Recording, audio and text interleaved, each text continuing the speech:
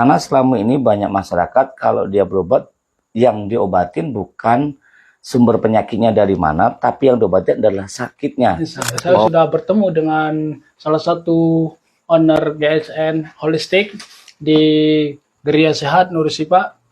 Masya Allah, beliau ini atas nama Pak Suhu Siadi BS Cemet. Pertanyaan pertama, apa sih yang membuat Pak Suhu itu tertarik dengan pengobatan tradisional ini?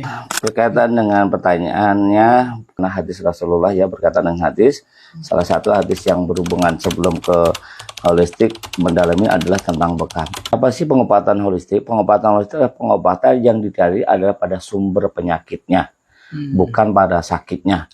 Karena selama ini banyak masyarakat kalau dia berobat, yang diobatin bukan sumber penyakitnya dari mana, tapi yang diobatin adalah sakitnya. Betul. Orang sakit kepala dikasih obat sakit kepala, gitu ya. Jadi orang yang migran kasih obat, padahal belum tentu sakit kepala itu kan karena sakit kepalanya. Nah, secara konvensional pengobatannya seperti itu. Tapi kalau secara holistik, kita tidak terpengaruh dengan setiap keluh kesah dari kondisi pasien kita. Tapi dari pengobatan holistik itu apa? Kita korek, kita cari. Secara holistiknya adalah dicari sampai titik temu sumber penyakit penyebabnya utama itu apa.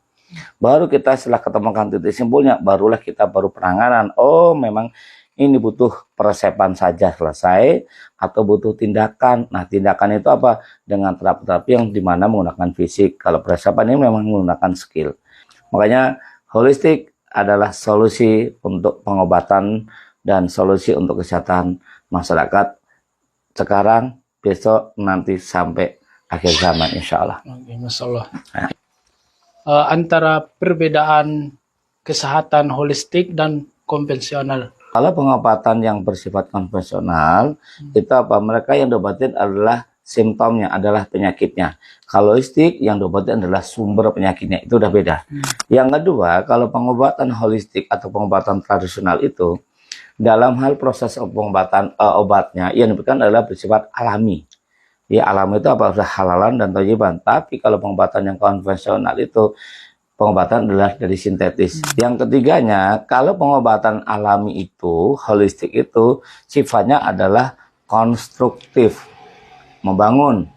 Tapi kalau pengobatan konvensional itu adalah destruktif, merusak. Ini beda. Nah, kalaupun dalam pengobatan holistik ini atau tradisional ini, jika dia mengkonsumsi obat-obatan herbal pun, jika berlebihan dia tidak ada yang namanya overdosis. Kalau kelebihan maka dia akan terbuang. Tapi kalau pengobatan sintetis, konvensional itu apa? Kalau kelebihan obat dia terjadi keracunan. Beda banget. Jadi sebenarnya kalau kita pelajari lagi lebih dalam itu 180 derajat nih perbedaan. Selanjutnya lagi ya adalah tentang perbedaan tadi ya. Kalau obat-obatan yang berhubungan dengan sintetis itu, bila dikonsumsi kita sebagai manusia ini, maka apa? Dia sifatnya mengendap di dalam organ-organ tubuh tergantung di mana dia yang sedang pengobatan. Nah, endapan-endapan ini akan menjadikan kelemahan-kelemahan pada fungsi organ. Karena terjadi penambahan fungsi organ, maka apa? Efek dari pengobatan-pengobatan yang menggunakan obat-obatan sintetis itu akhirnya terjadi pelemahan dan ujungnya adalah lebih banyak kan bukan bertambah kurangnya penyakit, tapi malah bertambah penyakit. Nah, bedanya kalau pengobatan holistik dengan tradisional itu apa? Obat herbal itu sifatnya dia adalah kalau tadi endap maka dia terurai. Jadi apapun yang kita makan selama dia bersifat alami, maka dalam tubuh kita dia akan terurai dalam darah kita, dalam daging kita, sehingga apa? Yang baik akan menjadi baik, yang buruknya akan terbuang dengan namanya fesis atau pembuangan. Jadi perbedaan beda banget ya. Kalau alami itu terurai, kalau sintetis itu mengendap. Nah, secara dasarnya kunci besarnya adalah satu.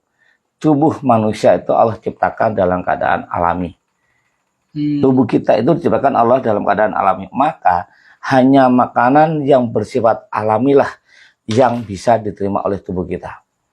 Terus bagaimana yang sintetis, yang konvensional? Tidak akan pernah diterima oleh tubuh.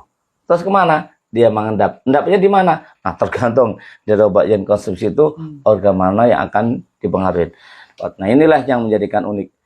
Ya, sehingga perbedaannya sangat beda banget, jauh banget antara pengobatan konvensional dengan pengobatan holistik antara pengobatan timur dan pengobatan barat gitu. Bedanya beda banget. Tapi ya insya Allah memang sekarang lagi trennya masyarakat berbondong-bondong ke pengobatan holistik. Ya masih mereka menyebutkan pengobatan alternatif lah, herbal lah dan sebagainya, tidak apa-apa. gitu. Tapi insya Allah pengobatan holistik akan menjadikan solusi buat umat seperti itu. Oke, terima kasih.